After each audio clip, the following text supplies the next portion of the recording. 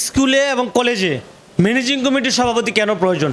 এখানে টিচাররা যে সরকার থেকে বেতন নিচ্ছে এবং হেডমাস্টার যে আছে তার কাছে কিন্তু পুরো স্কুলের দায়িত্ব আছে।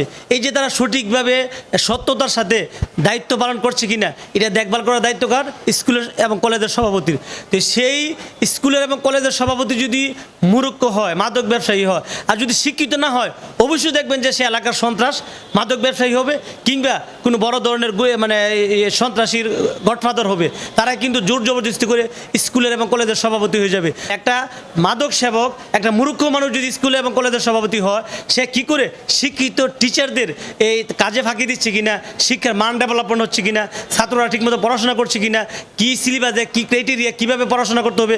একটা স্কুলের এবং কলেজের সভাপতি কিন্তু সে সর্বোচ্চ পাওয়ার। তো তাকে কী করতে হবে? মনিটরিং করতে হবে। তো মনিটরিং করার জন্য একটা কলেজে যদি আপনি শিক্ষিত অনার্স গ্র্যাজুয়েশন করে একটা স্কুল সভাপতি না হয়, তাহলে টিচাররা ঠিকমতো দায়িত্ব পালন করছে কিনা, স্টুডেন্টরা পড়াশোনা করছে কিনা, এগুলো কিভাবে পালন করবে?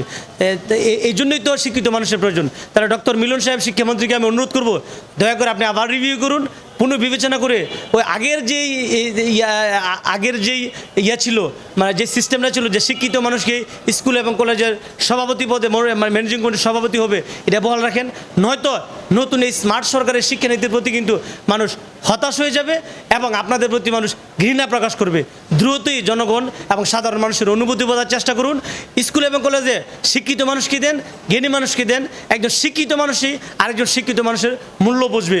অন্যথায় কিন্তু এখানে রাজনৈতিক প্রভাবের কারণে সন্ত্রাসী স্কুল এবং কলেজের সভাপতি হয়ে গেলে কিন্তু শিক্ষার মান ধ্বংস হয়ে যাবে এবং স্টুডেন্টরা পড়াশোনা নষ্ট হয়ে যাবে, মাদকে জর্জরিত হয়ে যাবে। কাজে শিক্ষার কথা বিবেচনা করে আপনি স্কুলে এবং কলেজে ম্যানেজিং কমিটিতে শিক্ষক লোকদের প্রায়োরিটি দেওয়াকে নতুন করে গুরুত্ব দিতে হবে।